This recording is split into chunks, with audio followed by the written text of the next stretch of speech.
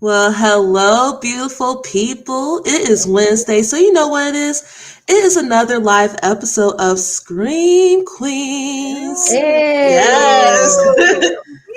Yes. Round two. On Wednesdays, we celebrate the queens. All right. I'm your girl, AshXAshes, and y'all, I am joined by my sisters in horror. I have Kira and Meka. I have Rickey, Lady Shasha, and Kristie. Say what's up, ladies. Hey, y'all. Yes, like I said, it's Wednesday night, so we're celebrating the queens. Tonight's episode, we are talking about women of color in film and television. But before we get on to that, let's talk. We do a little drinking game. So our special word is women. It's gonna be Oh, hard. did I just say that? Whoops. Sip, sip. Alrighty. So anytime you hear one of us say that special word, we have to take a drink. All right, moving on. Let's talk about what we are screaming about. What is going on in the horror world that has you just like, yo, I'm ready to talk about it with my sisters. Like, I am over it. You just need to vent about it. Who would like to go first? Oh, what are we Well, I screaming? guess I'll go first, you guys. I'm Yes. screaming about BlurCon, I'm baby. so jelly. Yes. I'm so Yes. jealous. Oh my gosh, I had the best time of my life, y'all. This 2025 has been a rocky start for me. Those who are closest to me know this, but it's been a rough beginning of the year. Like everything has been derailed and da da da da da. But going to BlurCon was kind of like a recentering moment for me, you know? And like just being with our community. Oh my God. Like You were shout with out the to- cousins. I was Sorry. It was so great. And just walking around and seeing all these beautiful Black people celebrating what makes us like us. It was just so amazing. Like this event is much bigger than I would have ever expected for me personally. Like just being a part of it was just the vibe was vibing. Okay. Yes. Yeah, now. Yeah. Yes. I was checking out your stories. Girl, I was having a lot of fun living It through was your stories. so much fun. And I was even looking at all aside those from pictures. like just like the events and things like that, like the panels, we learned so much from the people that we got to learn from, like Mark and Jaleesa, Tyrone, like everybody just did their thing. It was just great to be a part of it. So I mean, you were a part of the panel too. Like, what was your experience like doing a panel at Blur? Okay, I was so nervous, but I think being up there and like looking out and seeing like people that we know, like people that's been riding for us, people that we ride for, it made me feel more comfortable and secure. And like I was like, okay, I got this. Like I'm up here with my girl, her man, my man. Like we got this. So it was great. Like thank you, Jaleesa. I was honored too. Oh yeah, we might have to do a go next year. Yes. And the theme next year is Geek Nick. So you Yes. know. I love it. But yeah, I'm not gonna shut up about this for the next like 6 weeks. Of course. I mean, every right, because that's how I felt last year. I went for the first time. It was just like, is this really like for real? Like, am I really experienced this? And no lie, I got emotional. Like when I got home and looking back at the pictures and just looking back at the time I spent, it's crazy. Like being surrounded by, like you said, Kristie, like everyone's so talented. So people looking like me, like it was crazy. And I would say like everyone, if you have the opportunity to go to BlurCon, please go to BlurCon. Like it's something you do not want to miss. Absolutely, I agree with that. Even if you just go one time, just go experience it because it's definitely worth it. Oh, no, And like I said, you're surrounded by your cousins. Like I love how that's becoming a thing. I'm like, cousin, like I barely know you, but cousin. I know, right? Exactly. But I agree with you too, Ash, about that emotional piece because we went downstairs and just walked around and seeing people playing games and dancing and in their cosplay. And it's like there was a once upon a time where it wasn't cool for us to do these kinds of things. And here to see everyone gathered doing it and being themselves, it was just It was Yeah, good. freely, I'm sure. Mhm. Yeah. Can I tell a Gen X story about that? Yes. Let me hear it. Wasn't cool to go to cons. I remember one of the first conventions I ever went to was a Star Trek convention with my mother. Actually, it was Star Trek Next Generation. It was specifically Next Generation. And my mother took me to that. And I remember going to school on Monday and people, oh, what did you do? Oh, nothing. I was grounded. Oh, But you would not go to school Yeah. if you went to a convention. Oh my God. No Yeah. Star Trek. Mhm. Can you imagine? Like, oh, I went to a Star Trek convention, girl. I love that you went though, Shasha. That's great. Yeah, that's awesome. Yeah. I think I'll scream about what you got? We looking forward to Friday. Oh my Yeah, God! to go see Opus. Are we saying that right? Oh, yes. Yes. We are so excited, you guys. New A24 film. We are there. I feel like I can't wait. It said A24, then have a girl, and I was like, yes, we're gonna be there. So I don't know if people are checking it out this weekend. are you guys planning to see it?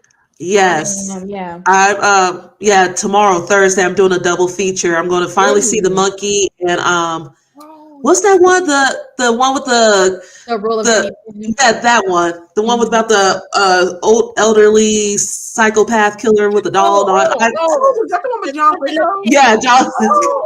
Jenny Penn or something. Yeah. Good. I think you're gonna like it, Ash. I think I'm excited. So I'm doing a double feature, and then I plan on seeing Opus Friday. We gotta show out for our girl. Like we have to, especially with the unnecessary hate that she got. Like really.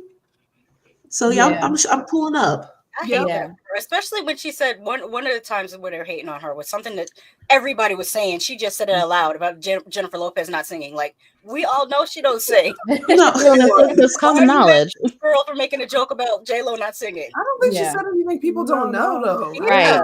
Yeah. J-Lo is a performer, like a dancer. I don't think she ever. I don't even think She's working that tour though. She's trying. She is. Yeah. She is. Someone mentioned A24. No, True. we're only a drink if it's Wild Eye. I swear they're the worst production company. It's Wild Eye. It's that logo. I'm like, oh, here we go again. I drank. I didn't know if we were supposed to, but why not? Cheers. Yeah, Wild Eye can be a journey. Yes. In the words of Tisha Campbell, it's the journey. I'm still here. Stop. That's my song. I don't care what anyone says. That is my song. Yep, I love it. Oh my God, let's become like a rotated meme. Well, let's see. Tisha, we know you can sing. Yes. To the sky. I'm just kidding. Let me stop. Oh my God. So look at the comments. We have Michael. Hey, Michael. Mikey. Mike, hi. Yeah, I love it, Mikey. Jaleesa, hey. Miss you. Did y'all see her with her dress? Yes. Oh, I loved it. I put that on our stories. I had to put that on our stories. Yeah. Jaleesa, you know you looked good. You know you did the damn thing. Come on now. Mike, you try to get us in trouble. We are not saying that word, but yes, true. Yes. Nice catch. Damn. Cut the mic. Wait, did we say it? I didn't say it. But I guess we can still drink. Why not? Why not? It's okay. But I have something I would like to scream about. Oh, give it to us. It was just announced that there is going to be a remake of Cujo, and it's heading its way to Netflix. I saw it. I saw you rolling my eyes. Yeah. I didn't like the first Cujo. I'm sorry. It's so overrated to me. It's like, oh, it's a rabid dog. Shoot it. Like, I don't know how you like. I feel like the original is fine. Yeah, don't touch it. Yeah, I feel like it's such a random remake, though. Like, it's not my favorite movie. I still have a good time with it. I like it for what it is, but to remake it of all things, and also I'm just sick and tired of all these remakes. Why are we so unoriginal? Not we, but like this. So many things. industry. Why are we so unoriginal? Like, why we keep going back to remakes, reimaginings, reboots? I It's think it's just cheapness because they probably already own intellectual property, so they're just like, oh, let's reuse what we already have because we don't want to spend money on anything that's a gamble, as they see it. Look at that. What are you doing? No different. I don't know. CGI dog. Yes. Oh, no CGI. Mhm. That's why I said CGI. I'm keeping that D Wallace version any day. That's what I'm at. That's it. Don't do it. And I didn't love their Pet Cemetery remake either. Yeah, it was just it wasn't horrible, but I was in the theater like, what the hell? So looking up the whole news about it, it says Roy Lee from Barbarian will produce the reboot. It has yet to attach a writer, director, or cast members. So like it just broke out the other day. So we shall see.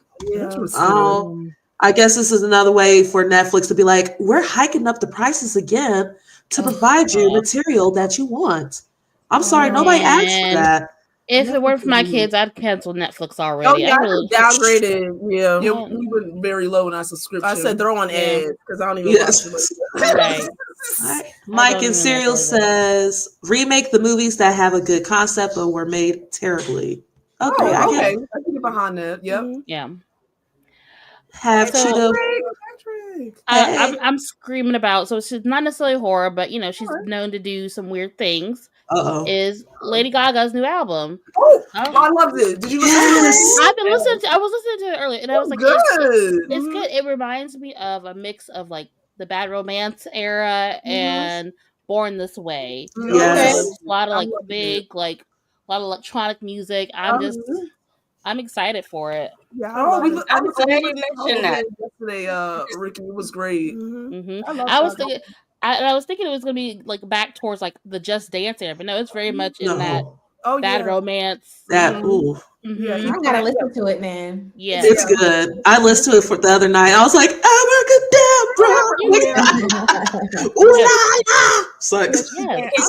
Well, now she going to I Am Gonna Go. I think I missed her last time. I found something to scream about in Rickey jogged my memory. Yeah.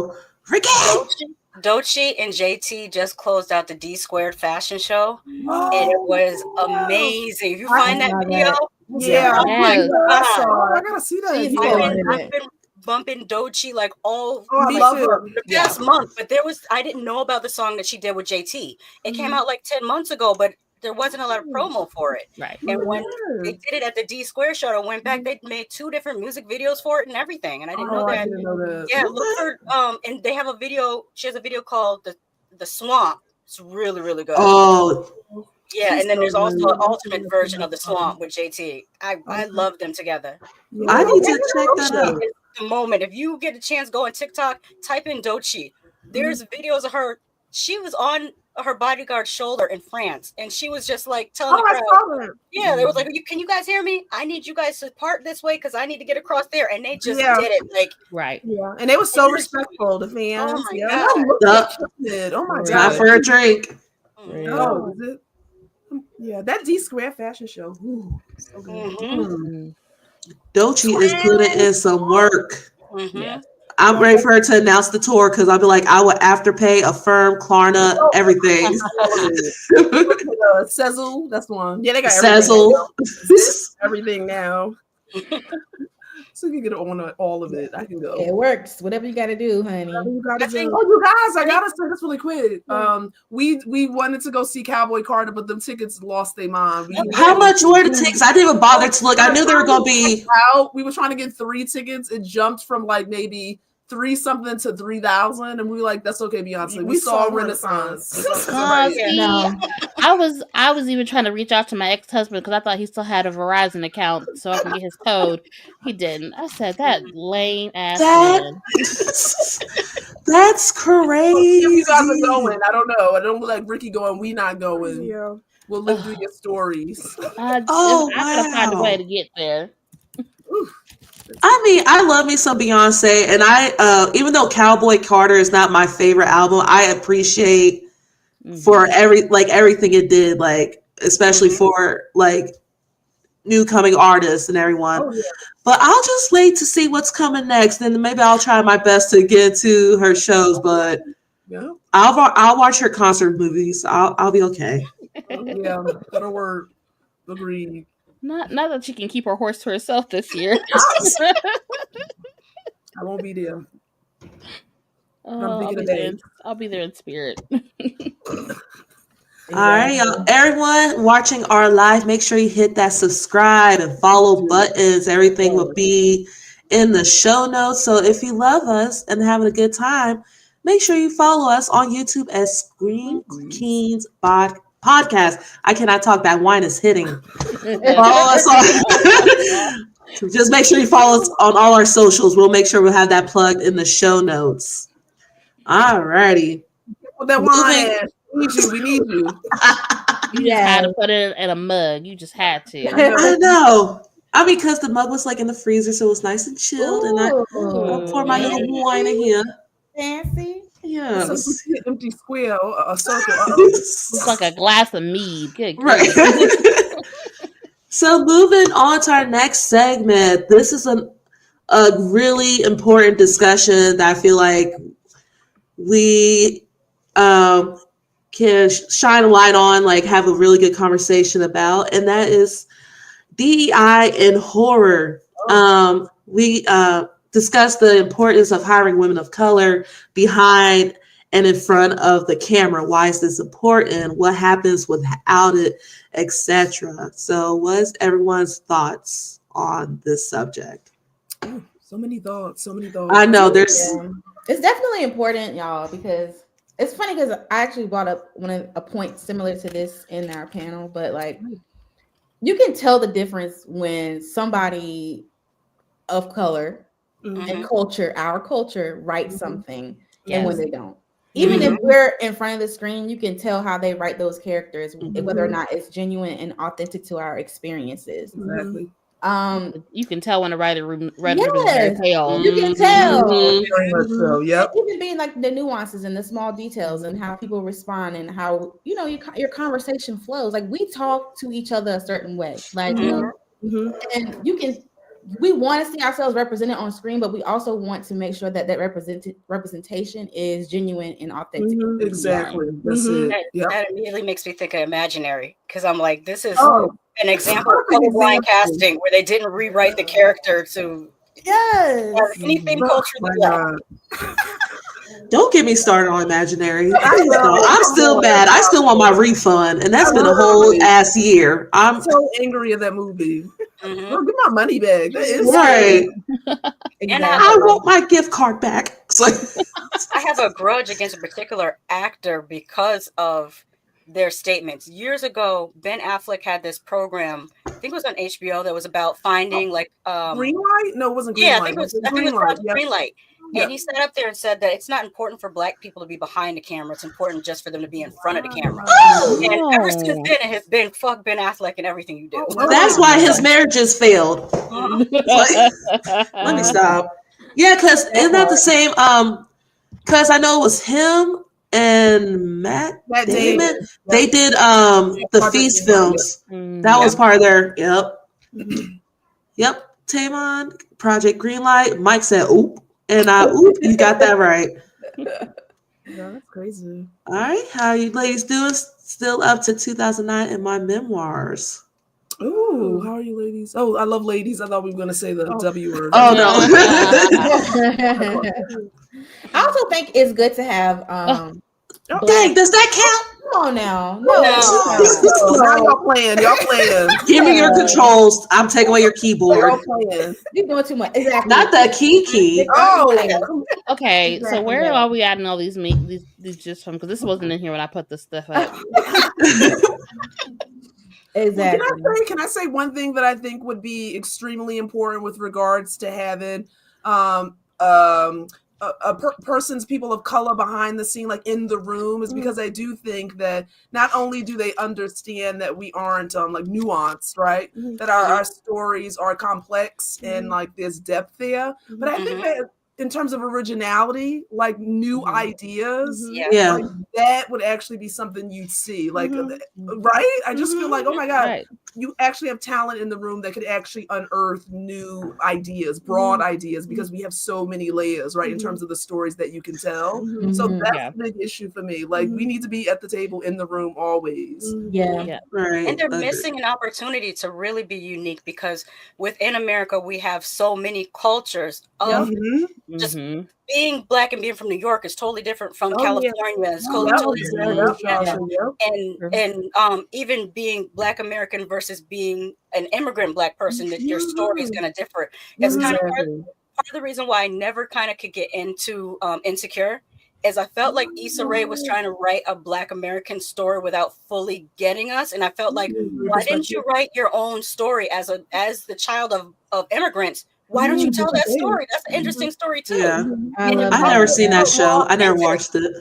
I watched the first season, and then I just couldn't, because both her and also the actress who plays her best friend are both like continental Africans, and they're portraying Black Americans, but they never.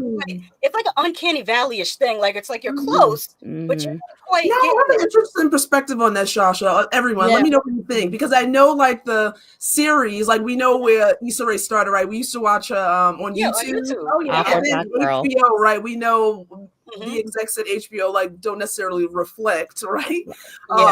Us, but like, she was greenlit to do this series. I almost wonder sometimes, and of course we'll never know, if it had to be a Pacific way just to kind of save. Do you know what I mean? Who knows? I can imagine, especially it being her first project on a major network. There probably was a lot of producer interference. I wonder. But interesting enough, one of the first shows that made me think about cultural differences was, oddly enough, not even a Black show, but The Golden Girls. Because like, one of the, Dorothy and Ma are from New York, and then Rose and Island was from the Midwest, and then Blanche from the South, and they had very distinct cultural characteristics. I'd love to see that with them Black cinema too. Every now and then you might get a Caribbean person. The last one we saw was like Moesha's stepmother. I think that was D.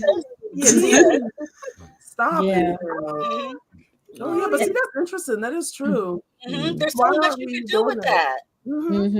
I feel like it's just giving laziness. Like, I don't understand why this issue is still happening today. Like, why is everyone so intimidated by this? It's sometimes sometimes I wonder if it's intimidation, or if it's the idea that the things that's already out there is supposed to be supposedly for everyone, and everyone should be able. The blueprint is not the blueprint anymore, right? And people get super defensive when you say, "Hey, your perspective doesn't cross over to the audience that you're trying to reach to." So I wonder if it's more of just like defensiveness and ego. Ego for sure. Or trying to please everyone and affect no one.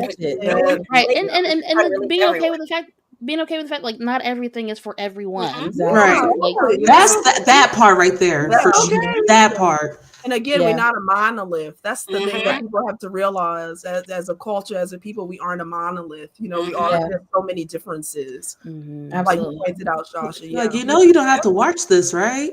You did not have to spend money on this, right? Like, you're free to do whatever you want, but yet you chose to do this, and now you want to complain about it. That sounds like a you issue. Like, I'm sorry, but it's exhausting. It's just so exhausting. And I also want to make a note that, like, not just having Black folks behind the camera, but Black women. Women. I'll take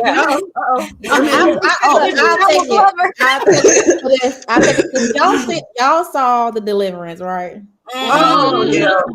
We might hint on that a little later. Okay, good. Because I'm like, just because you Black don't mean you can write about a good Black representation of ladies. That part. I talked about that with Atlanta. Like, every representation of like a monoracially Black woman in the TV show Atlanta is problematic. And he tried to overcorrect when he did Swarm. I'm like, I don't know. Man. Ooh, do we see Taymon's question? Tamon, Now, that's yeah. interesting. Tamon asks, how will the reversal of DEI initiative impact TV and film? Well, right off the bat, first of all, we have to acknowledge people don't know what DEI means or even stands for, right? So in terms of diversity, equity, inclusion, I think that unless people are intent on creating an environment that reflects society as a whole, there's nothing that kind of keeps people focused on telling those stories. So I think you could only take us backwards, honestly, unless you have people clearly intent on saying, regardless of these roadblocks, this is what I want to be doing. So it's scary because you see it. Oh yeah, going backwards. Yeah. And it's crazy how like these words like DEI and woke, like they've somewhat kind of like been taken over, taken over and synonymous with like black. Let's put it like woke is if it's something's too black. DEI, black people getting things that people don't think we should. When DEI is literally about anyone that is outside of the norm. That's not just race. That is also disability. That's also you learn that in school. Like I'm in school now, and I learned about it, and it didn't say like black people DEI's. Like that's it. Like no, it was. And then on top of it, the number one group of people that were benefiting the most from these programs were white women. So women, they weren't really benefiting us to the greatest effect to begin with. Shasha, I think when they listed all of the people we were the last, black people actually, it actually served black people. Of course, we always at the end for the most part, but we were last on the list. Yeah. To see that misconception when you don't inform and educate yourself, you fall for anything. I do think that's a really good point. That's true. That's true. That's a double-edged sword. And then because like you put stuff out there, and if people don't support it, then they don't want to make any more of it. Exactly. Yep. So y'all won't know if I don't like a black movie. I'm gonna tell it. Y'all go watch it. Michael, I agree with you. I love the blackening, but I really wanted it to. Like the opening was so scary, and then the movie just went fully comedy, and I was like, I want to see more of that scary stuff. Yeah. I feel the same way. I love the opening. I am curious to see what they're going to do with the sequel. Oh, look at that, a sequel. Wait, and that's I didn't even know they were talking about earlier because within the blackening, some of the characters were Black American people, and then there was a character that was a Nigerian also. So you can do it. It can be done. That's kind of how I feel about Tyler Perry movies. Don't get me started. Oh my god! We can't talk about that in mixed company. We can't talk about that. Beauty and Black, and I said, sorry, y'all's faces. I'm done. That's all I need to know. Yeah, I'm triggered so bad. He's purposely trolling us. That's not how I feel. They can't be serious with this. My issue with Tyler Perry is that he needs to start inviting other people into the writer's room. It's okay to share the work. We understand, like, this is like your baby. You created this from the bottom to the top. Like, we get it. It's okay to add people in there to help you out. We know how you roll. We know, like, how your stories lay out. It's getting tired. We're tired. I never watched Beauty and Black, but someone posted a scene from it, and I was just like, yep, that's Tyler. Yep. That's a good question, Michael. My first answer, be something other than, I mean, I know I'm a talkative, loud person, but I don't want to see everyone be talkative and loud. Like, shy people exist. Yeah. A Black woman be shy in a movie. An introvert even maybe. Like, yeah. I love that. Yeah.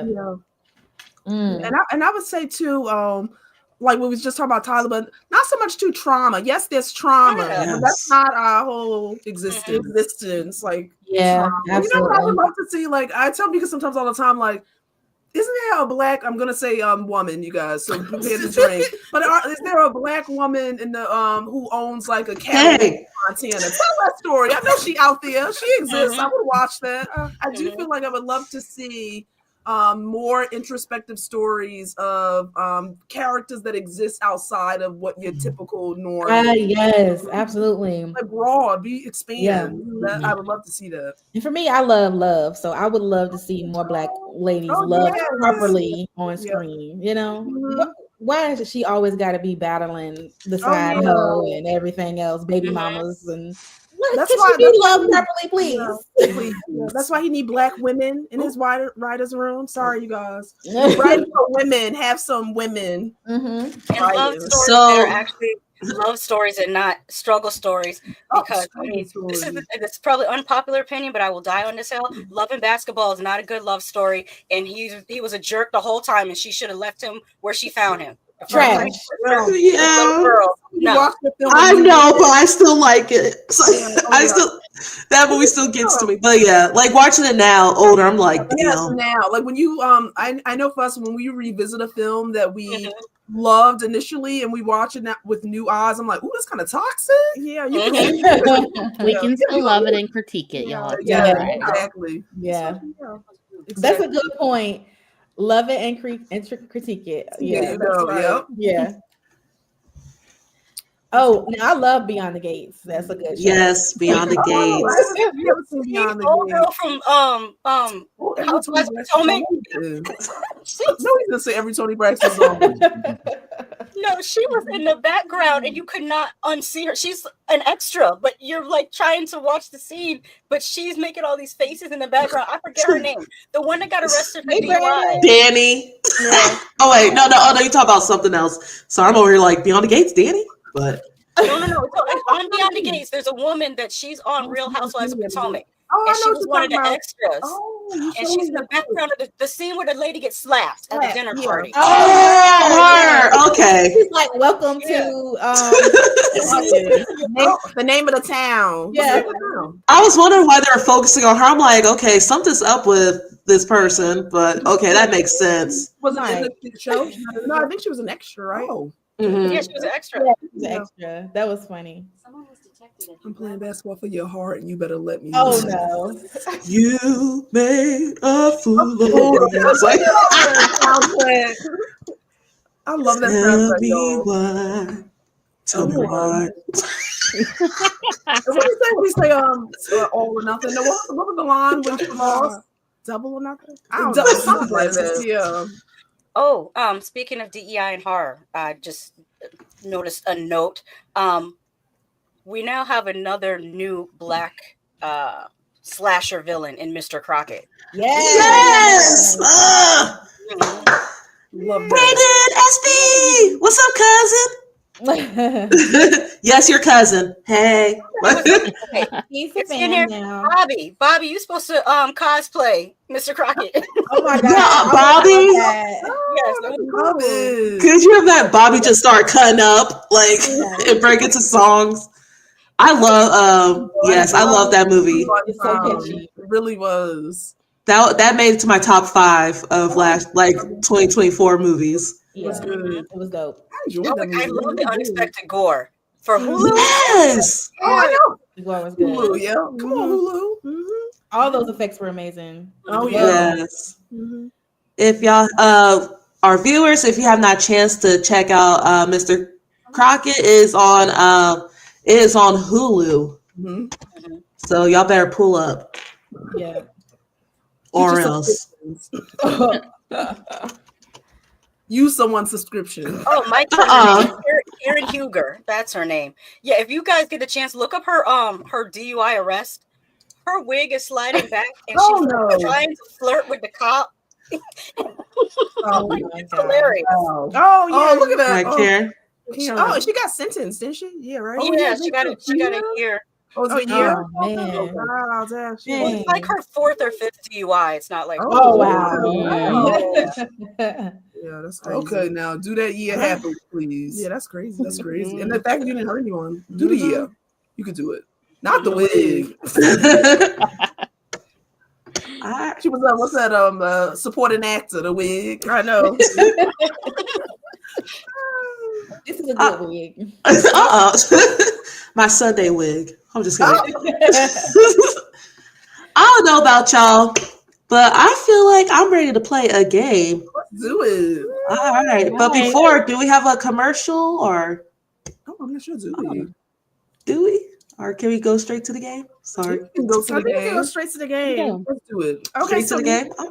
Yes. So me and Kira, I'm going to see if you guys can see it. We're going to be playing Blood and Banter.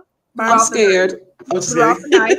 So it's It's a fun. horror conversation game, and it's from Murder Memes is the company. So we're gonna ask you guys some selective questions, and we'll see how you answer. So the first one, I We guess, can probably maybe do this questions of 2. We'll ask 2 questions at a time. yeah, I'll start with this one. Okay. Egg out there and not judge us in the comments. Yeah, people in the comments add you. Yeah, people in the comments kidding. answer too. Let's answer too. Okay, so the first question I'll start with Ash. So how would you want to die in a horror movie? Ooh, you know what? Damn.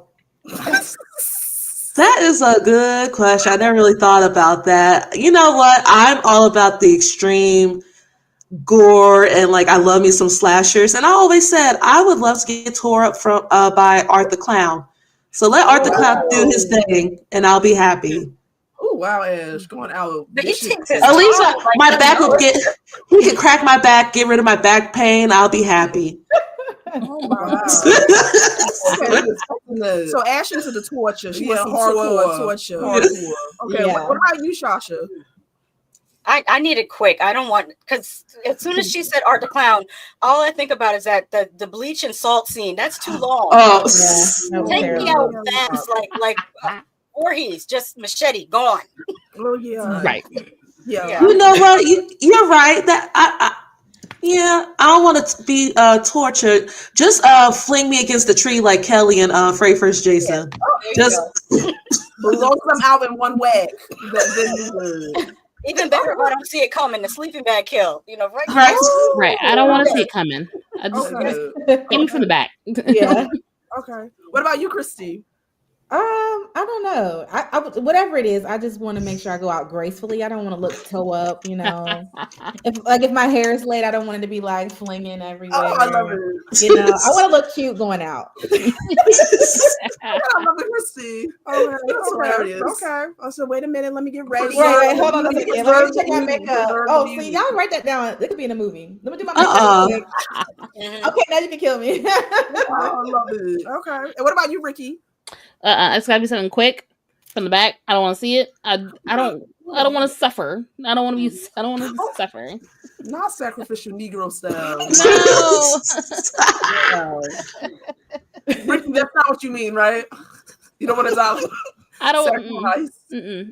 yes, I don't wanna Jaleesa, tell us. I don't want to be stabbed like 10 times and then have to suffer and bleed out. No, No. just make it quick.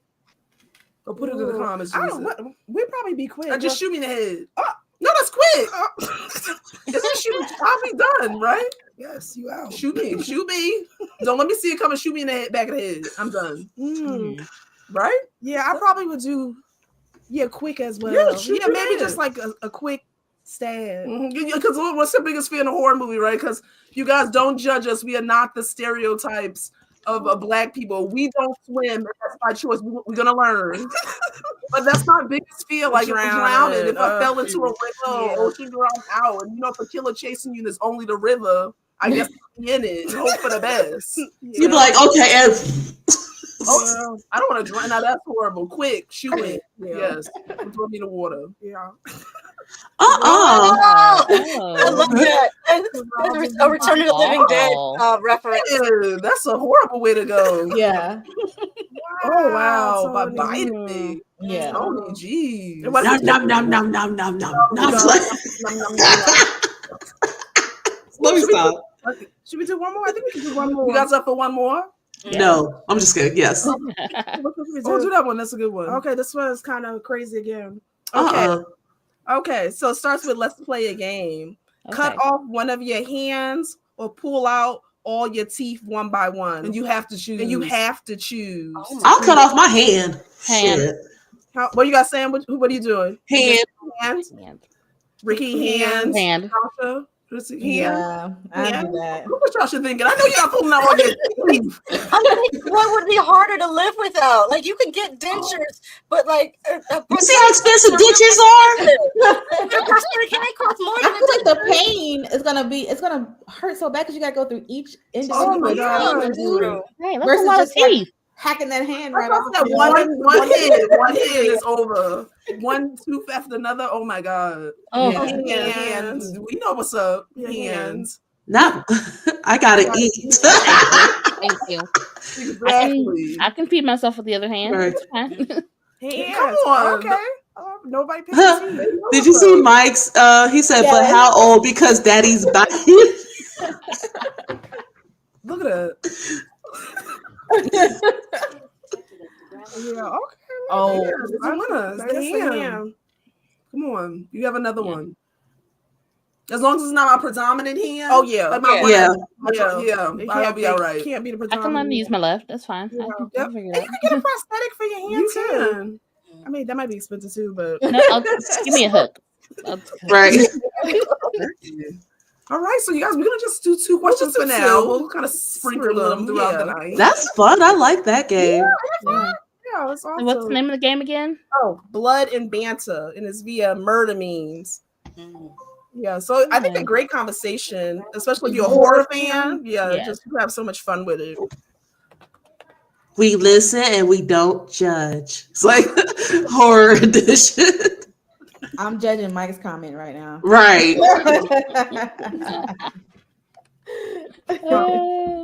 No comment. That's young. All right, so now we got a commercial coming up, right? Ooh, Commercial. yes. Enjoy the show. So, you guys want to hear a scary story?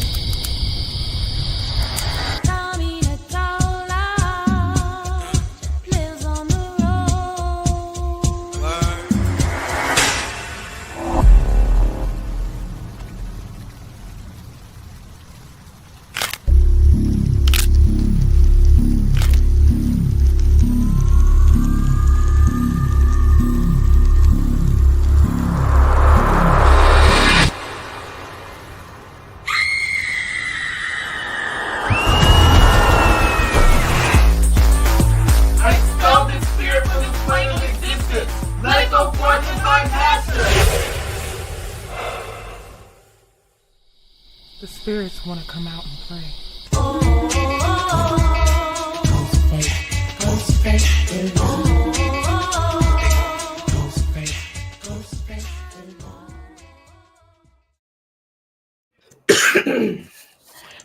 Oh, hey, we're back. Oh yeah. I hope y'all enjoyed that commercial. I am looking forward to seeing that. Now, on to our topic. Let's see what Michael say. Can I just say I love having other people in the crew with strong accents? Oh, come on. Love it. Yes. Just kidding. So our topic for tonight, women of color in horror TV and film. Women. Oh shit, I did. Twice. Oh, twice. Oh, Ash, your cup getting low. That wine getting low. I'm just kidding. All right.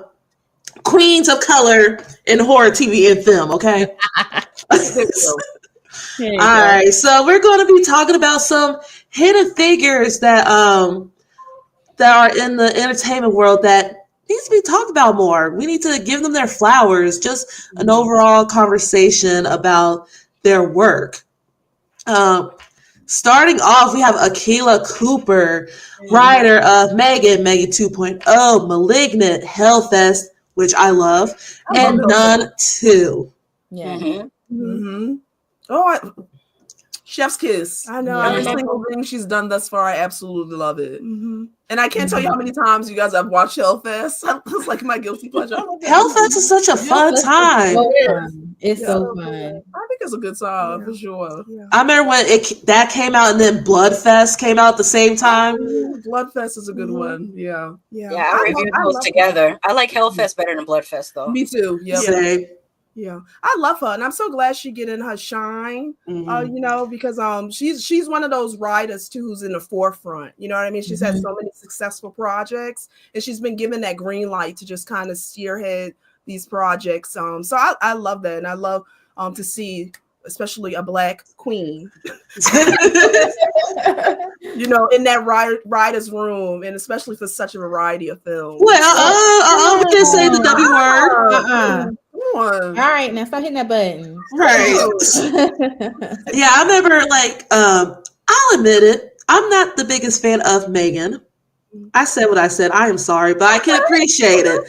But I remember like just finding out that Akilah was one of the writers. I was shocked. I was like, what? Okay. I really love Malignant. I don't care what anyone says. That movie is so much fun. It's over the top. I was not expecting all that. But yeah. Proof that you can write diverse projects. Yes. But you know what I mean? There's variety there. Yeah. If you give it an opportunity, like you see what you can create. Yeah. And I love her campiness. Like she can deliver something that's really horrific, but there's just a little twist of humor to it. Oh my god, yeah, and think about that. All three movies have really good Shasha elements of comedy too. And they do. Yeah. Oh my god, Megan, her dancing scene, stop. I'm like, It makes total sense that James Wan was producing for her, because he's the same way. When you watch Insidious, and then all of a sudden there's the little boy dancing a tiptoe through the tulips. Like he was like, "You and me are the same." It's so frightening to me, that tiptoe thing. Our next queen up, we have Nia DaCosta, writer director of Candyman, and the next installment of 28 Days Later, which I think is called the 20 years later, the Bone Temple. I think that's the name of it. And she also did the Marvels. And I will say it again, I should have worn my shirt, I forgot to, but Nia DaCosta directed Candyman. 2021. That is not a Jordan Peele movie. She directed that movie. Put some respect on her name. That's it. And I love this movie. A lot of people don't like it, but I love it. Love it. I just didn't like the coat. I feel like the coat was I love it. The OG Candyman coat. This new coat, I wasn't feeling. They could have done better with the coat.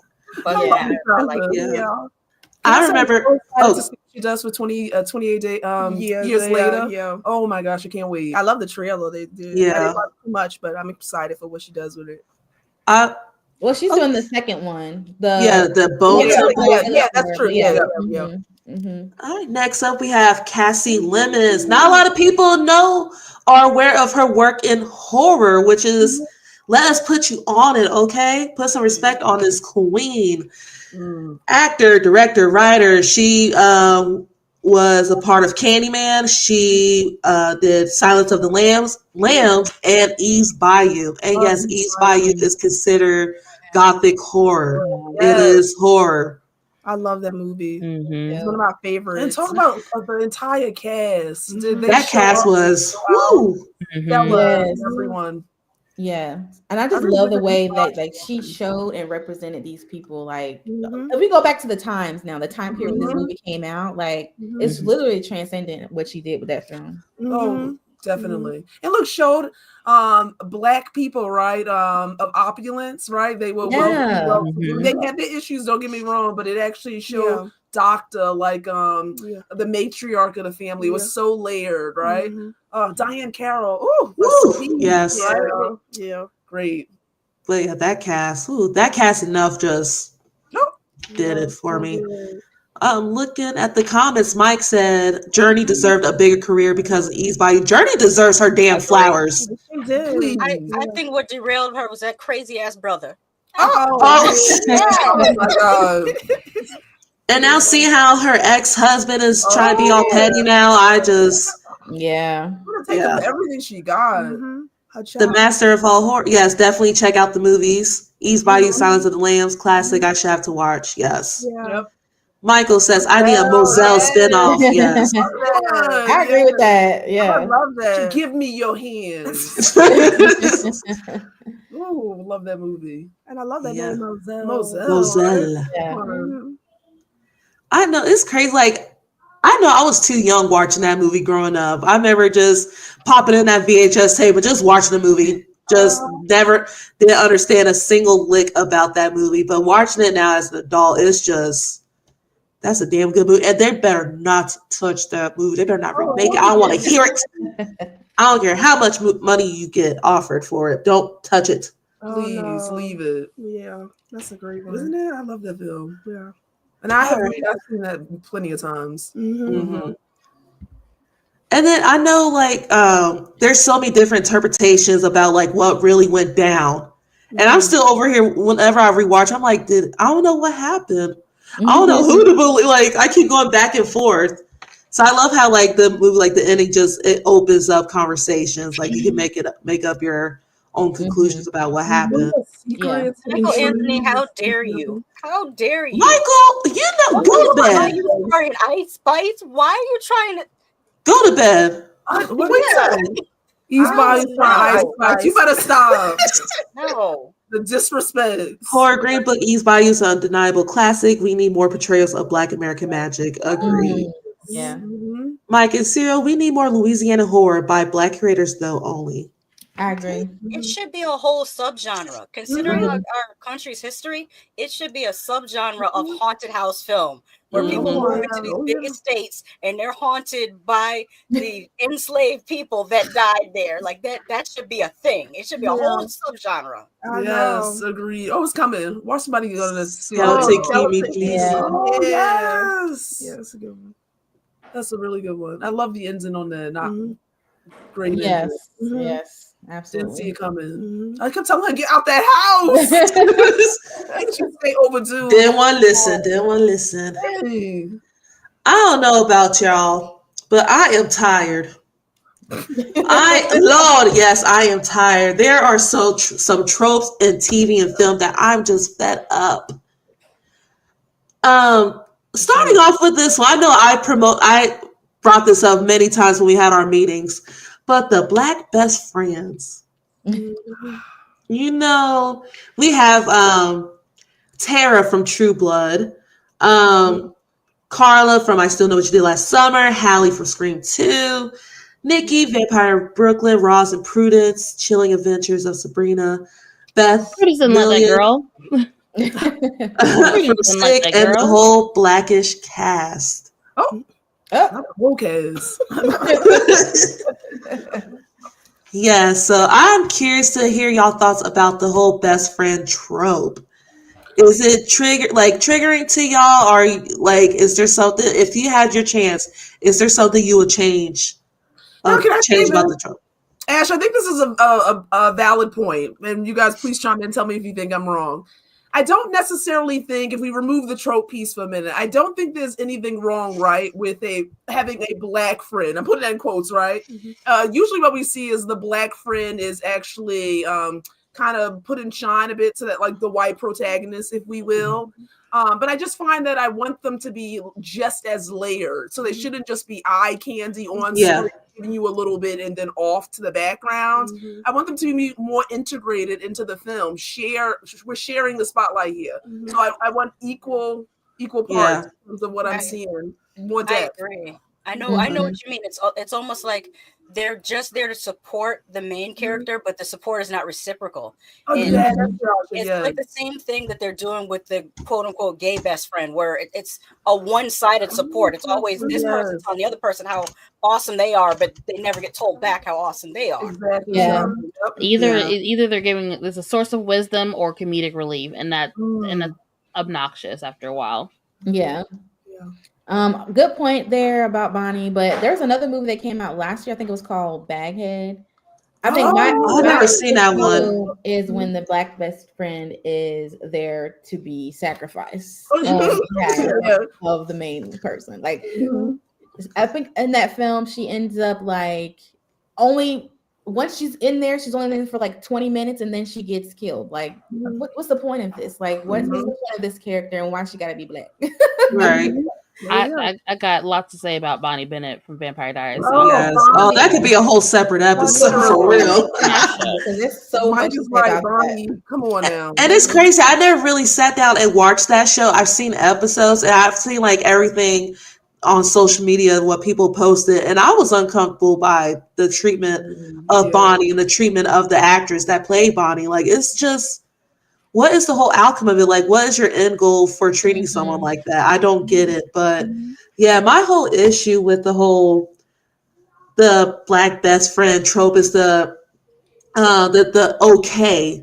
Like in the documentary for Horror Noir, Rachel True brought up a good talking point of saying like I've always played just some paraphrase on what she was saying in the documentary, saying like, yeah, in the movie Embrace of the Vampire, I was playing like the okay friend. I was more worried about I was playing the character, checking on the lead Alyssa Milano, like, are you okay?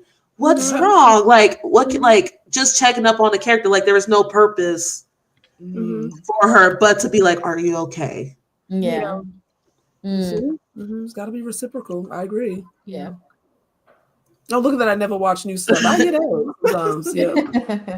Yeah, I was going to say that too. Just like sometimes how, again, those stereotypes, how they're portrayed, like that sassiness or that tough, aggressive, or even sometimes their backgrounds. Like I think of Tara from True Blood. I think, Shasha, you mentioned that before too, how they portrayed her in the show.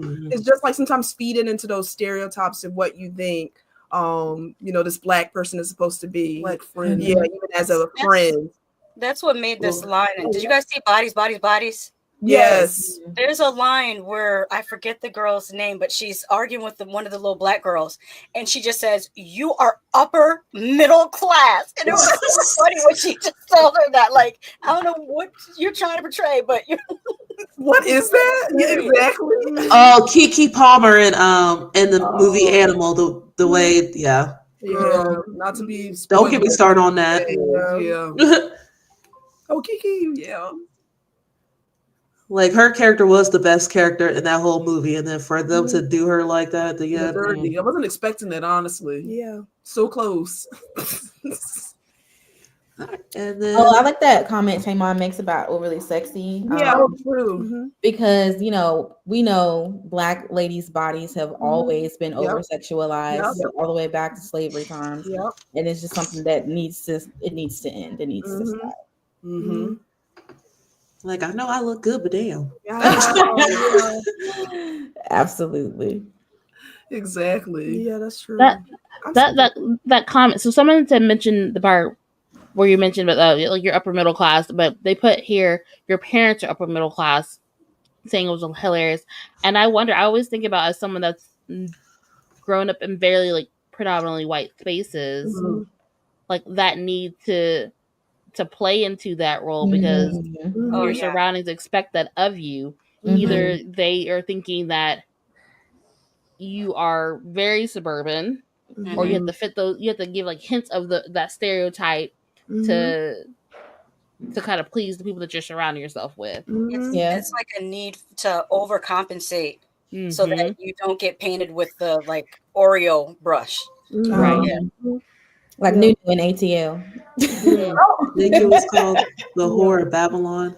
Yeah. Well, they say. Oh yeah, was that from Nikki and Vampire in Brooklyn? Oh. She thought Nikki slept with her man. That's right. She did say call her that. Roommates. I said, oh, girl, Nikki. God, they did Nikki wrong too, girl. Let's see. Next up, let's see. The All-Knowing Lady.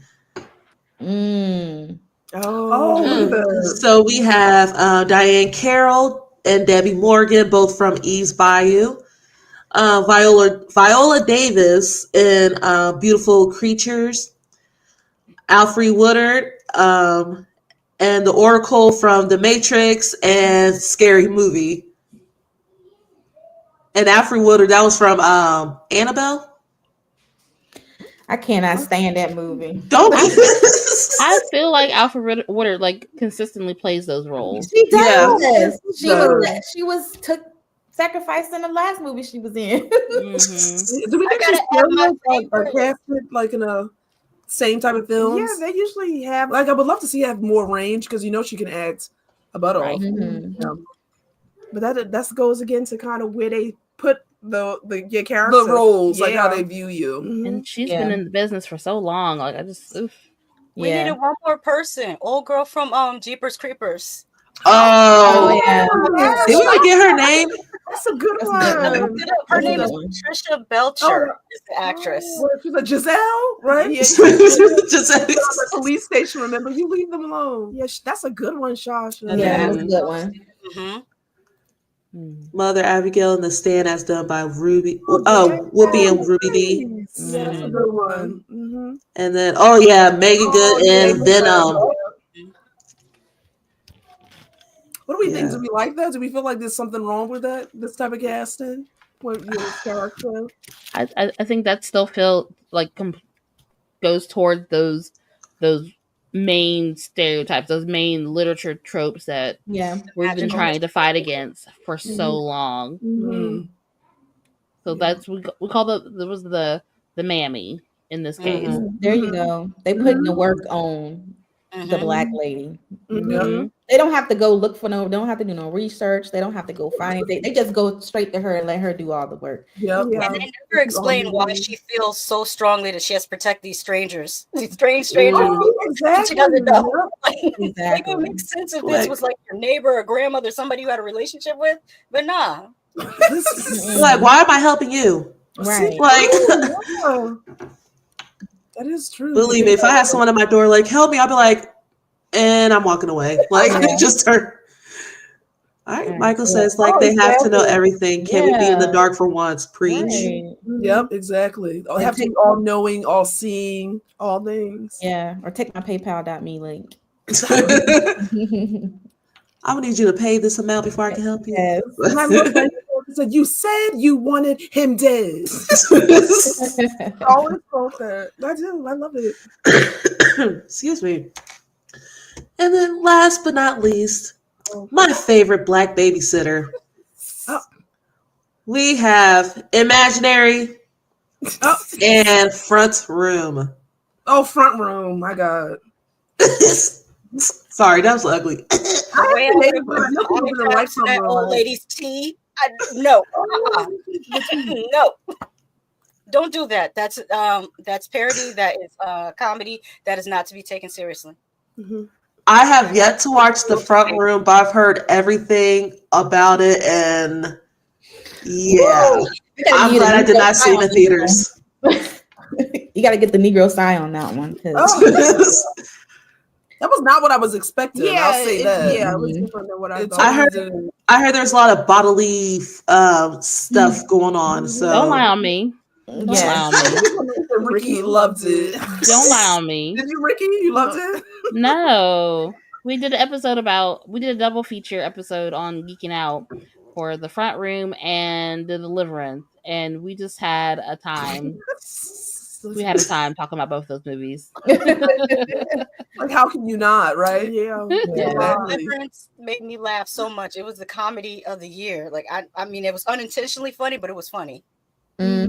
Yeah, it was really funny, but he had to do everything. And don't beat me, Michael. I'm not surprised. Right. I didn't hate these movies. Oh my God! I don't know what to say about the mess. Exactly. Belinda. Yes. Why can't I die? She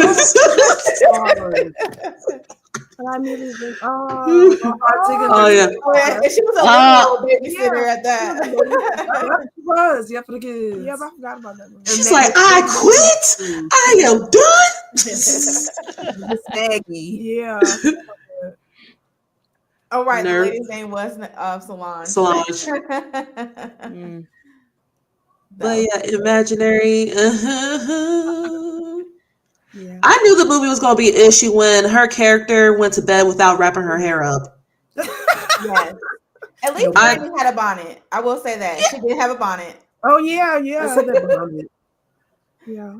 I may revisit that one. I don't know. I will not. Oh my God, that's hilarious. Belinda. Yeah.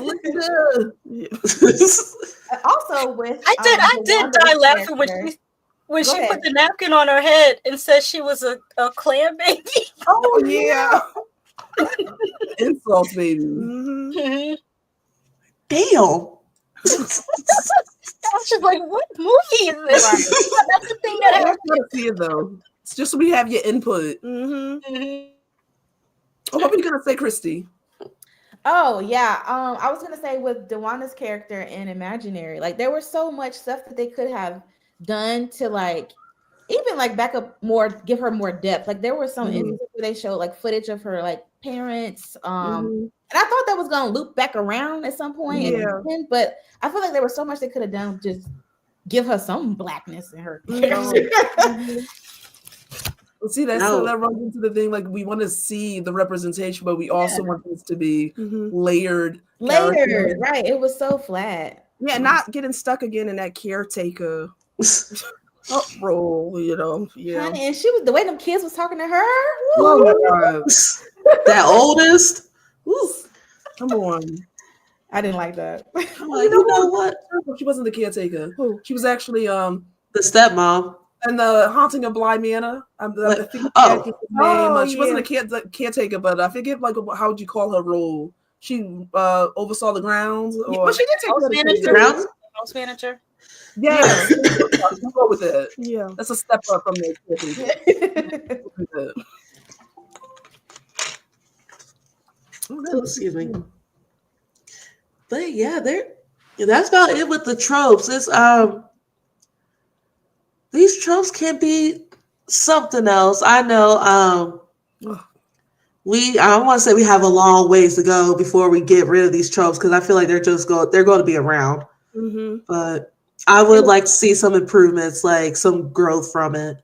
And that's what I said too. That's why it's so important, like we mentioned, to have the right people in the room telling these stories, because I think that's why you see so many too of these tropes, because of who's writing it, who's behind the camera. So if we get more showrunners, more writers, more directors, I think you'll see less and less. Yeah, you clearly would see it would decrease by. I mean, think about it. I was saying to Meka the other day, like, when you watch a commercial and you say, "Ooh, that didn't land right," I can guarantee it wasn't like a black person in the room. They would have already said, "No, not at all." No.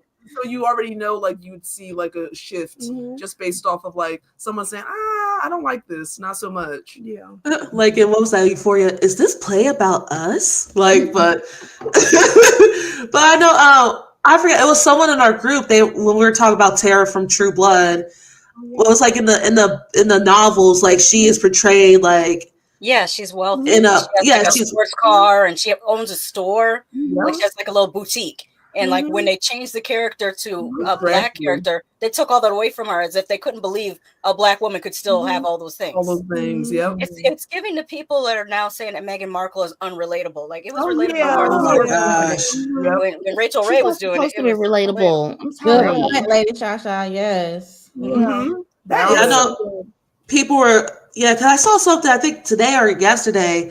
People were complaining about Meghan, like her handwriting. I'm like, what? That was I think I read somewhere that that was like her side gig before she made it big. Was like what's it called? Calligraphy. Yeah. So it's like, y'all mad? That's true. Because she got skills. It's supposed to be relatable. Like she's really not at this point. Like, how relatable can someone that's been part of the royal family be? And again, not a monolith. You know what I mean? See, Tamar brings up an interesting point I do want to highlight. Even if you are in the room, right, getting your voice to be heard, right, and like actually allowing them to say, "Oh, this is let's put this in front," right? Yeah. That is true. You can be in the room, but doesn't necessarily mean that you still have a voice. Which is so crazy, because you see when you take a chance on these films, they do great, and they always shocked when they're successful. It's like. I mean, it reminds me of Crazy Rich Asians. Yeah. Oh, yeah. It was like surprise. And I'm like, no, we want to see that. Loved it. More of that, please. The audience is there. Let's see. Doc Kaiju says, that makes me think of how I like gay representation, but to hate or be sick of all the tropes and repeated themes and focus on the same struggles. I feel like From and Severance do it well. I have not watched Severance. I heard great things about that. I gotta watch Severance. I've only watched the first like 2 or 3 episodes. It's liking it, Kristie? Oh yeah, I'm gonna keep watching it. Yeah, is that the one that's on Apple? Yeah. Okay. So I need to find someone with an Apple subscription. They be giving them out for free. I know. I did the free trial. Yes, was like if you have like AMC, whatever, like when you I know like in the app if you do like reservation, like when you get your ticket, they'd be like, here's a free 3-month trial for Apple TV. Here's a free trial. Like they're there. All right. Right when you get a new phone, here's your free trial. Thank you. love a free trial. Yeah. Mhm. Oh my God, you guys reminded me I have to cancel Adobe before Friday. Oh, please What a cancel free it. Put trial. an alarm on your phone. Put an alarm on your phone. Yeah. Oh, Mike says every few months on Roku they give you 3 months free. Roku be coming through. Okay, noted. Every 3 months. Okay, see, every few months we gotta pay attention. But you're gonna see what pop up tonight. Right, exactly. It's listening to you. Yes. Oh, watch you do. That's true. That's freaky to me. Michael says, I don't think Hollywood feels white people will relate to Black-centered stories, ignoring that while we're different culturally, we have some similar issues, but yet they want to be like us. Anyways. There is some commonality when you think in terms of like, of course, like it never shocks me in terms of how you don't think something is relatable. Like even when Meka and I went to go see The Blackening in the theater, it was predominantly, we're in Massachusetts, but it was a mixed crowd, but there was so many white people watching this film, and we were like, "Oh wow!" Like our instinct was like, I'm shocked, but I'm like, oh, really? They want to see it, they there to watch it. But it's interesting how you think those things. Yeah. Julissa says these tropes are all surrounding servitude. They truly see it as a threat if we're self-interested, like literally everyone else. We need the truth in these films. Preach, sis. That's true. Yeah, definitely. That part. Yeah. Yeah, and it's like I think back to when what was that?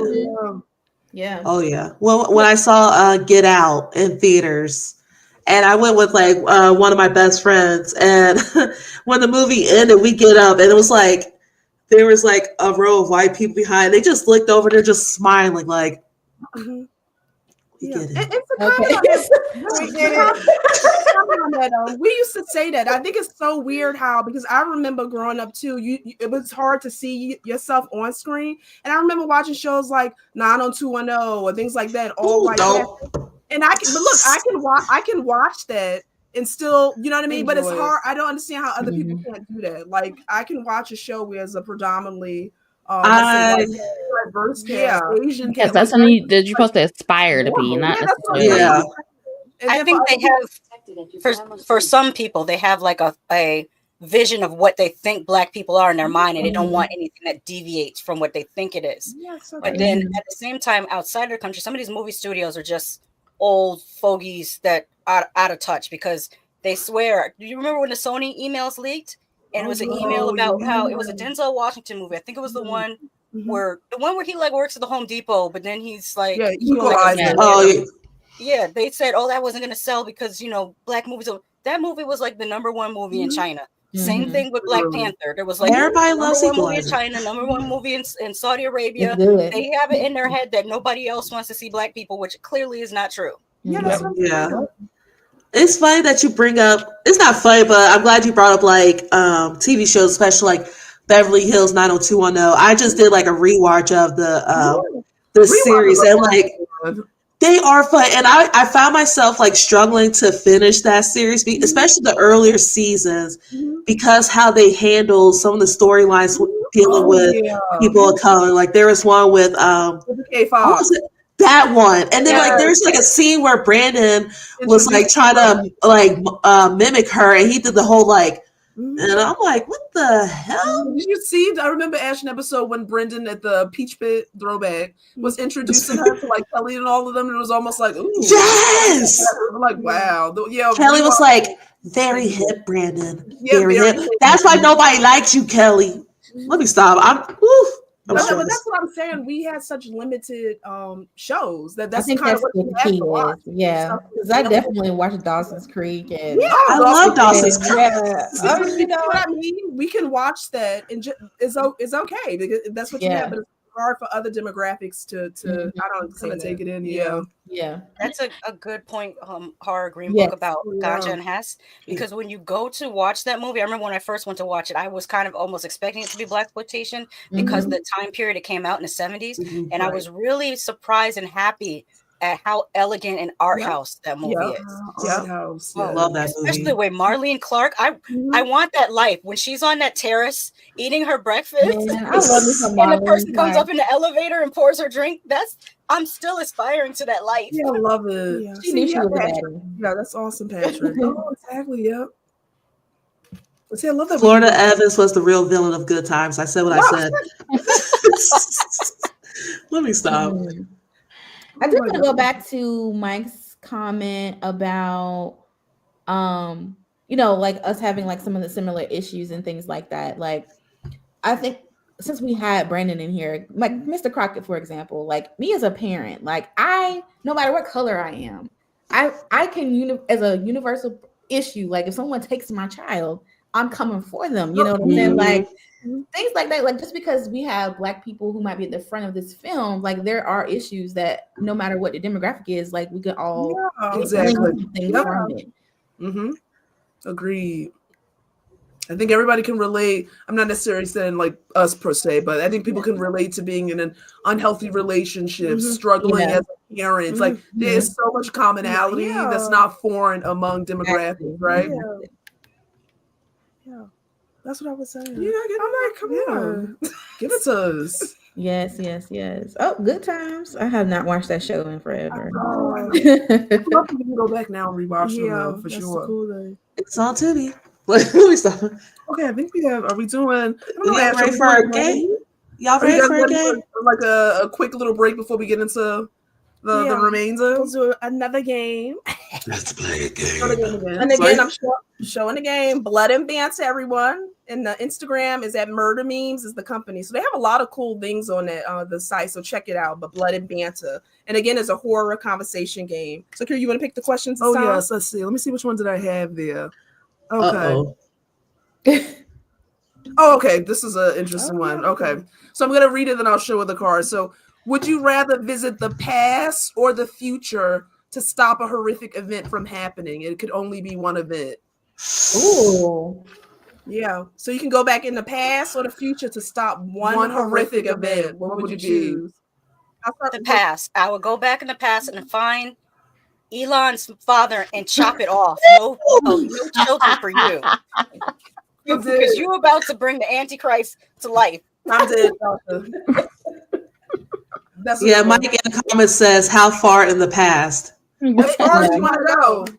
I'll go with the past. And I'll have the same. I'm just kidding. Yeah, I'll go in the past too. Mike, yes. Yeah. Oh, yes, election, take us back. Oh. You know the one I chose? Because I chose Kira. I would probably want to go back to the civil rights movement and maybe stop the assassination of maybe maybe a civil rights leader like Martin Luther King or something. I said I would probably go to a point in time like that because I've always wondered if somebody was alive, kind of where the trajectory. Yeah, you know what I mean? I like that, Meka. Yeah. That's good. Yeah. Does everyone else? Ricky, what about you?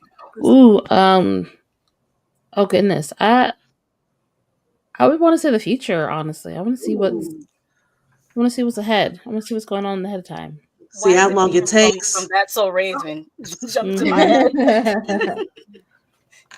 Okay, what about you, Kristie? Kristie, did you pick go? Well, yeah, I would go back in the past, but I don't know exactly what event I would stop though.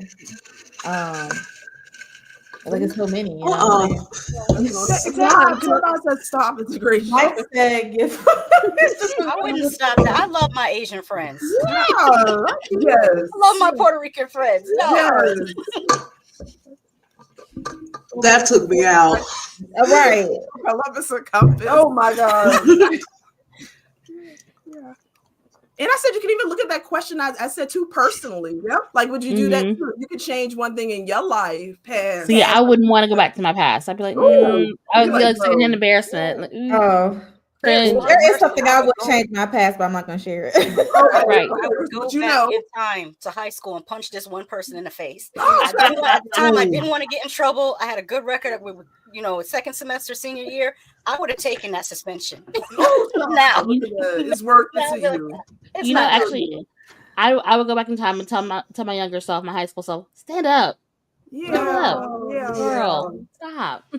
Yeah. See? Yeah, I thought that was And such look, I love how everybody choosing pass. Usually, well, somebody, Chris, who chose future? Somebody chose Rickey. future. Yeah, I chose future. Like if it was like a general like world future, yes, I probably would choose future. But like my past, although I would deal with secondhand embarrassment, I would probably tell my younger self to get your shit together. Yeah. Yep. Yes, oh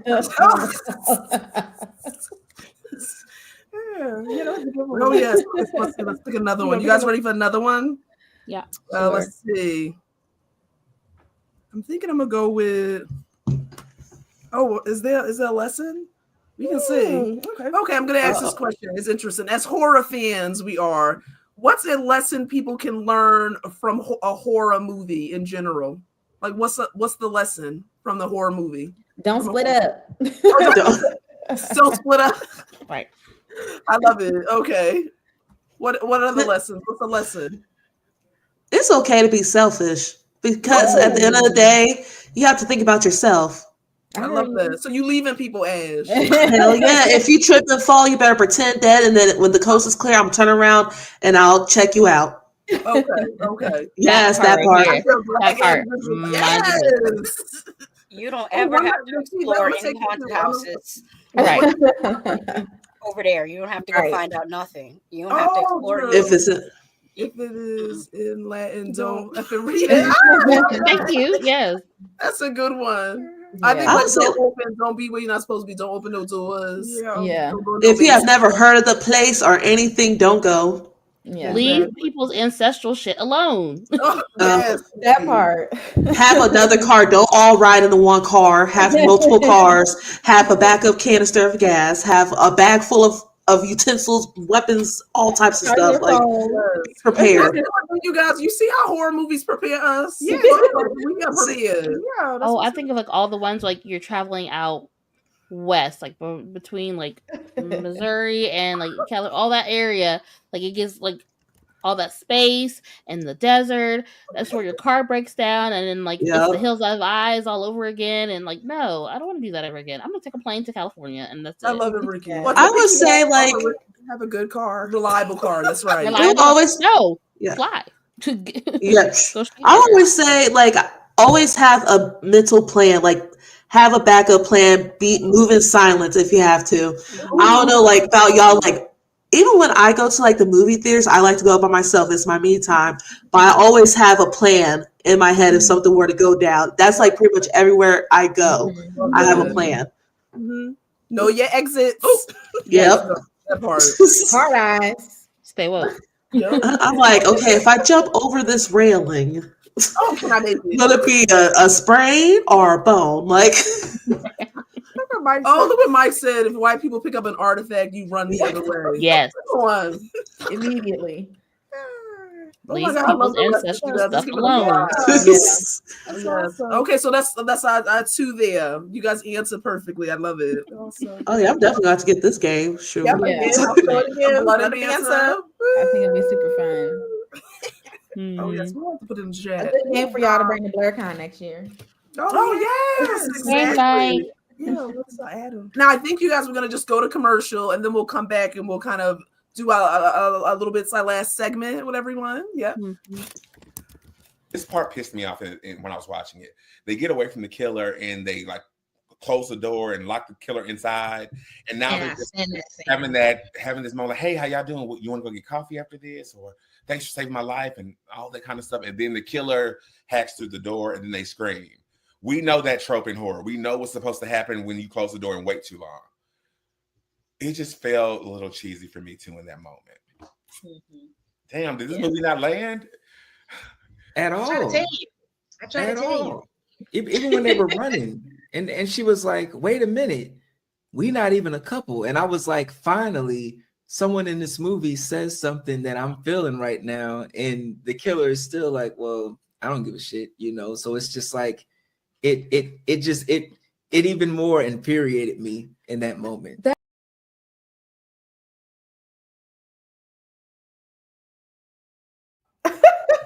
Y'all take me out. I love it. I love a good Scream Kings movie review. Hilarious. Organic, you guys. That is so funny. Okay, so you guys, we're gonna round it out. Oh, did we say women? Stop it. No. Oh, I just said women. Though. Sorry, yeah, I just said it. You did. Yeah, It's a sorry, school guys. night, y'all. I can't do too much. See, I'm already getting a headache. You can make it, you guys. Okay, so we're gonna jump into that next segment, and we're gonna be specifically looking at women. Oh, I can't help it. I gotta say this. Okay, yes. Queens of color on TV and in film.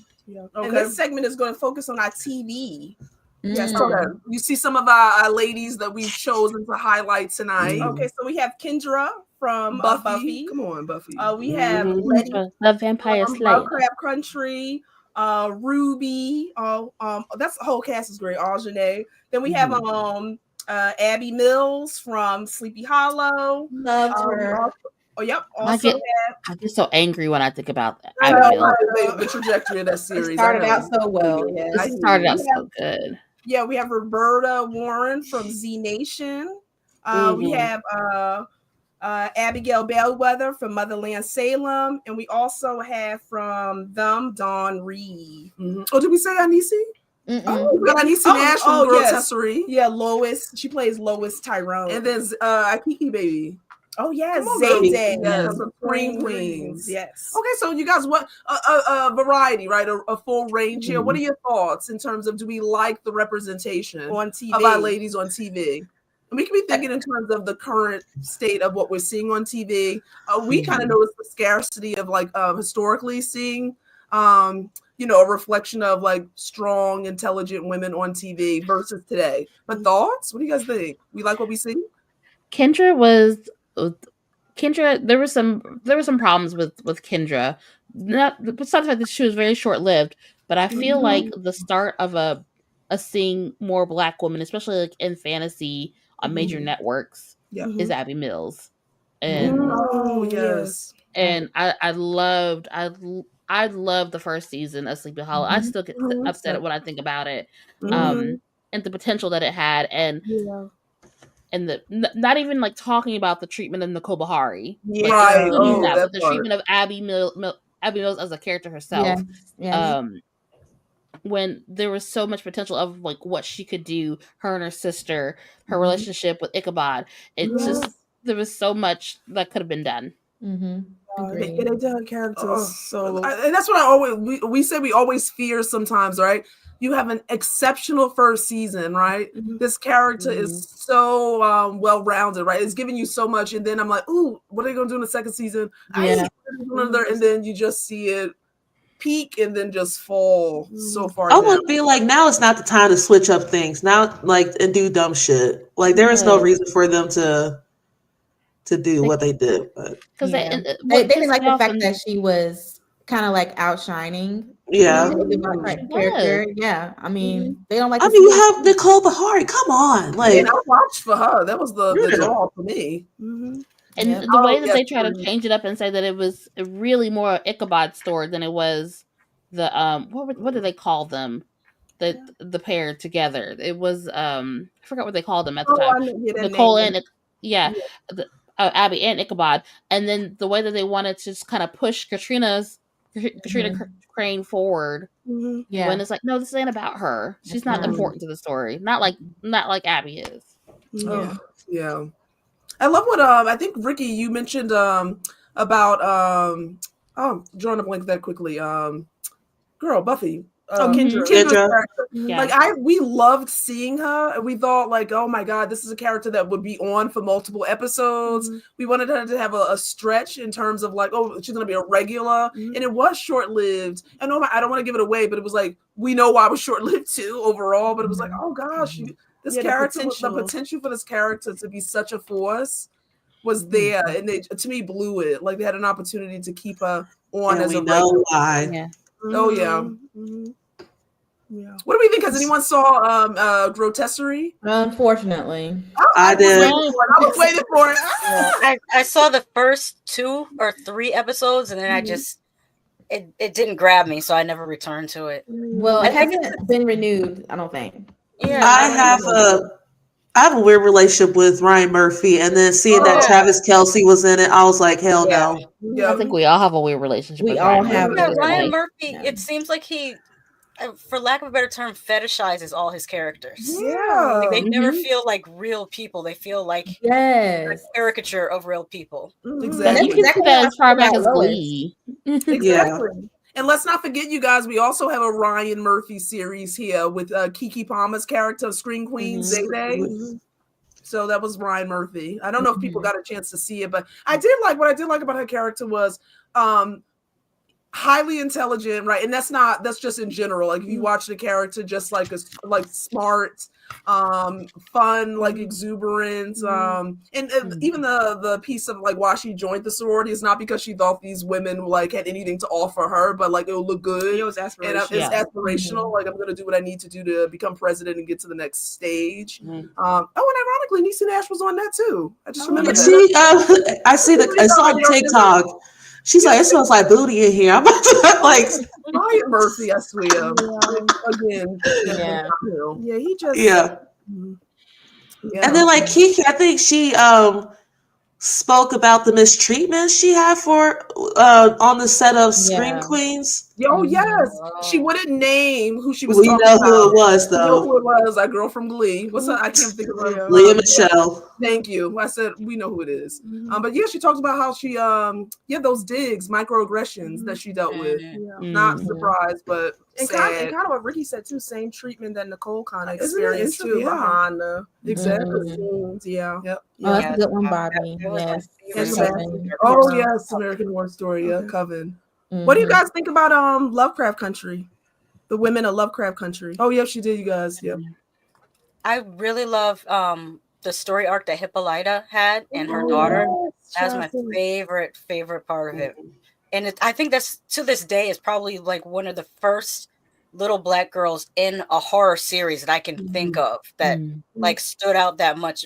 Because I think Lovecraft Country came out before them. Because I think there's it came right before. Yeah. I can't think of anyone before her. It's really sad. See, we were like, but not in TV. Exactly. And I love like the comic books. Like, she was just like, it was great. Yeah. Yeah, I'm so sad about that. I know it's so short-lived. Again, one season. That's all we got. Yep. HBO. That was it. I was shocked by it, honestly. I mean, I know there was some behind-the-scenes stuff, but I would have loved to have another season of that at least. But and if we're to be nominated, all those nominations, but no, we're just gonna cancel it. Oh yeah, and I'm shocked no one picked it up. I was hoping like a streaming platform, somebody would. Yeah, because From has jumped like 3 different. Literally, exactly. And now, you guys, we focused on the second season. It was very hard for us to get through the first, understandably. What are we thinking? Did you guys enjoy season 2? We liked it very much. So it had a great, I guess, slasher villain character. It was really, really good. And there's an episode, the episode with the twins. If I'm not mistaken, I think it was directed by the Japanese dude that sometimes directs episodes of Atlanta. That directed the episode with I forgot the name of the character. That's like a Michael Jackson type character. That's in the. I always forget his name, but Hiro Musai or something like that. I forget his name. His name is Hiro something. I think he directed that episode with the twins, and it like had that. It was like a cool fusion of Black horror and Asian horror together. And I never thought that it would meld so well together, but it really did. Jimmy put the name in the chat. Hiro Murai. Yeah. We appreciate that. Adding that in the chat. Very nice. Okay. Thank you, James. Yeah, I love me some Luke James. So seeing him in that role, I was like, he played that a little bit too well. I would love to see him in more horror. Like Luke James is talented, and him in that role just proved it. Yeah. But the story wrapped around and finished. I don't want to spoil it for anyone who hasn't seen it, but for the main character, her connection throughout the series and how it wrapped around back to itself was really, really good. I thought it was so well done, Shasha. I had to be mindful to not to spoil it, but I loved how it came full circle when you figure out. Agreed. Yeah. Another show that was canceled was the other black girl. The Hulu. Yeah. Yep. Yeah. That was good. I hate that they canceled it. I thought it was good. I was invested in the story. And that's interesting too, because like Lovecraft Country and like you mentioned, Kristie, the other black girl, they did have the viewership and the critical acclaim. So it's weird how they didn't find place when you had the audience and the reception was well received. It was well received. Yeah. So it was surprising, honestly. To see one season. Yeah. Any other shows, you guys? I don't know if anybody saw Z Nation. But I've seen a couple. Yeah, it was good. Yeah. And it's shocking. I learned that Kalita Smith, she was the first, I'll say, queen of color to ever lead a sci-fi series. I know. Yeah. So that's we'll give her props. Okay. Yes. Okay. I So still have to get caught up on Yellow Jackets. I'm a few episodes behind you guys. Oh, I love Yellow Jackets. I'm still behind. It's all right. It's all right. Yeah. You have time. So well done. Oh yes. Okay, you guys, we're gonna jump right into film. So let's see what we working here. And I know it's gonna have a lot of conversations. You guys, okay.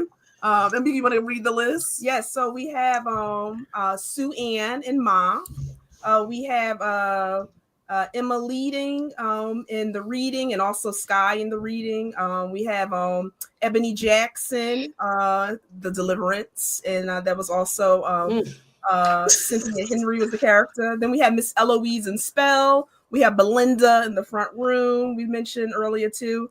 We have Gail in who am I missing? Oh yes, you guys. I tried to give her a good note. I know. Yeah, so I'm gonna go over it again. Yeah, Octavia Spencer, we know as Sue Ann and Mom. Monique is giving us All We Need as Emma Linden in the reading, and then also we wanted to emphasize in the reading Chastity Surreal. She played the kind of like the medium, if you will. Andra Day was Ebony Jackson. In the Deliverance. Monique also was in the Deliverance as Cynthia Henry. Loretta Devine played Miss Eloise in Spell. Brandy Norwood was Belinda in the front room. And the Master, we have Regina King as Gail Bishop. And then also equally good in that was the Jasmine Moore, Zoe Renee, who played Jasmine Moore. And then lastly, Lupita Nyong'o, who played two roles, right? Adelaide and us. And should have been nominated for all the awards. Oh my God. Yep. Yeah. Yes, Monique. Come on, Michael. I agree. Lady Shasha. Is that the yes, Monique is for the reading or the Deliverance? Because either one. Thank you. Yeah, what do we think that? Definitely the reading too. Let's start with the reading. What do we think about the reading, you guys? I love seeing Monique. I love seeing her in that role. It's something about it, and like her line delivery. Like, spoiler, she's like, man, like, fuck you and fuck. I lost it. I love Monique. I did not see that coming. Like, for once, I did not see that coming. The twist. I love that. Oh, can I say I love the part where she said on the stairs, like, bitch, you wearing my shirt? The line delivery, I agree. And then that running scene back and forth. Oh my gosh. I was like, this was actually enjoyable. I must say, I liked it very much. It was good to see her return too. You see her back on. Yeah, even in this role, it was fun. Very much so. She played a great villain. Yeah, she did. Yeah. I guess we could jump to the Deliverance since she's in that. That's what I supposed to work on. What are we thinking about the Deliverance as a whole, you guys? It was a hot mess to us. Sorry, don't judge us. When I watched the Deliverance, I watched it by myself. Then I watched it again with my family. And my sister, literally right after the "I can smell you" line, she backed out of Netflix. And I'm like, why did you start the movie? She said, I had to back out just so I could thumbs this down. She said they've gone too far. But that's Lee Daniels. Who came up with that line? Like, I would love to be a fly on the wall when they were doing the rehearsal of that and just see everyone's reaction to it. And for Glenn Close to say it. Yeah. Someone worked with her on that. Because in my review, I talked about how everyone wants to live up to The Exorcist. And you watch The Exorcist, that demon was saying some shit. Oh, yeah. But But this was not it. Like that's no. Yeah, I think it's the delivery. It was definitely not the same at all. I had to watch this in 2 parts. Meka finished it the whole way through. I was like, "This enough." Yeah, I'll be back. I need to finish it, but I can't do it. It was too much for me. Yeah, it was too much. It took it too far. I'm like, oh my god, it had the potential. Would you guys agree it had the potential to be a good film? There was plot holes and all. Yeah, like. Yeah. Let one of us handle the script and we got it. Yeah, because they had an opportunity to make a black poltergeist or a black Amityville horror. Yeah, but they didn't make the effort, I feel like. Oh, and Michael, there are more black slasher movies on Tubi, but they still lack a lot of blood. And like there's one that's called Holla If I Kill You. The one from BT Holla, or is this another Holla? No, it's not the same. Those are the ones with is it Marquise Houston in the Holla, or is that the Somebody Help Me? Oh, Somebody Help Me. Yeah, those. Don't ask me why I watched those when they came out. Because we were promised a black slasher movie. That's why we watched them. But there's a Somebody Help Me 2, Holla, Holla 2, and then there's also Holla If I Kill You, but that's a different Holla. And then there's also You Are Not Alone, but all of them lack bloody kills. Holla, holla, holla, holla, holla, holla, holla, holla. It's like did you watch the Holla? Horror. Huh? We haven't seen that. Would you guys recommend us watching those? For a laugh. For shits and giggles, yes. Yeah. Okay. Well, let's jump to something. Any other thoughts, yo? What do you guys think about Octavia Spencer as Ma? I love that. It made me mad. Like, I mean, spoiler. I mean, yeah. But like, I'm not mad at her for what she did. She deserved to get to do what she did to those to the people that did her wrong. Like, I just hate that there was trauma. Like, why did they have to do her character like that? Like that whole scene, like the flashback scene. I was like, really? Like, I hope she gets you. And she did. Yeah. Exactly. Any other thoughts on anything else we have up? For Spell, I watched Spell with my grandmother, and this particular grandmother, she's from New Orleans. So tell me why in the movie, when they blew the dust on him and he fell asleep, my grandma was like, "That's from such and such tree. You got to take the bark and you grind it up." And I was like, I didn't ask for how to. Oh my god! I was like, oh my god, this is real. Oh yeah, right, Shasha Hoodoo. Yeah. Exactly. I wish I would have written it down though. Written down what tree she said. That could come in handy. Exactly. And you guys, before we wrap it up, any thoughts on us, Master, or the front room? Master pissed me off. That was triggering for me. Yeah, a lot of racial elements there with regards to the gains you think you make and how little you've gone. Yeah. She's an icon in the moment. Oh, I love that she is an icon in the moment. That is an underrated gem right there. That's a good one. Oh yeah, that's a great recommendation, Dill. And also stars Glenn Close, right? Yeah, she's in that one too. Yeah, that's a great one. Okay, you guys. I mean, we wanted to share just a few, but again, just to kind of show some of the roles that are currently visible. I felt duped watching it. Oh yeah. I think they had some supernatural incidents. Yeah, but and they lied. Yeah. So what do you guys think? So we talked about a lot tonight. We in film and TV. What do you guys think overall? Any final thoughts? I'm glad things are getting better. Yeah. We're seeing more portrayals, and also with I keep bringing up Tubi, but it is a good opportunity for a lot of Black independent filmmakers to present their movies. And yeah, they're not always going to be great, but the opportunity is there, and I like that they don't have to go through the studio system to get some of their work shown. Got it. Yep, that's very true. There's more creative outlets, so you can kind of make what you want to see. Yeah, if you don't see it, you can do it. And I do like that there is more visibility. I think we still have a way to go, but there's much more than there was. So we can all agree on that. Any other last thoughts, you guys? Okay.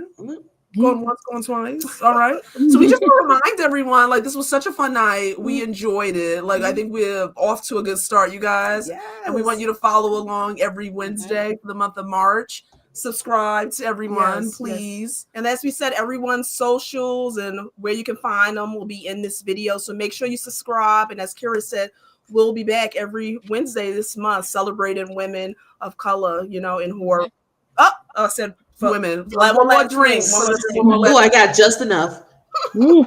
And thank you, everyone who was in the comments tonight. You guys were so great and is appreciated as always. Yeah, another great chat tonight. So thank you, guys. Thank you. And I believe our next episode we are discussing Black queens in fantasy. You'll be with me. Yeah. I'm excited about that. You guys taking the reins. All right, you guys. Well, I had fun tonight. I did too. Yeah. So we're gonna say goodnight. We're not gonna keep you guys for a long time. We're here for a good time, not a long time. Yes. So back next Wednesday, guys. All right. Have a good night, Chad. I hope to see you next week. Bye, guys. Bye. Good night.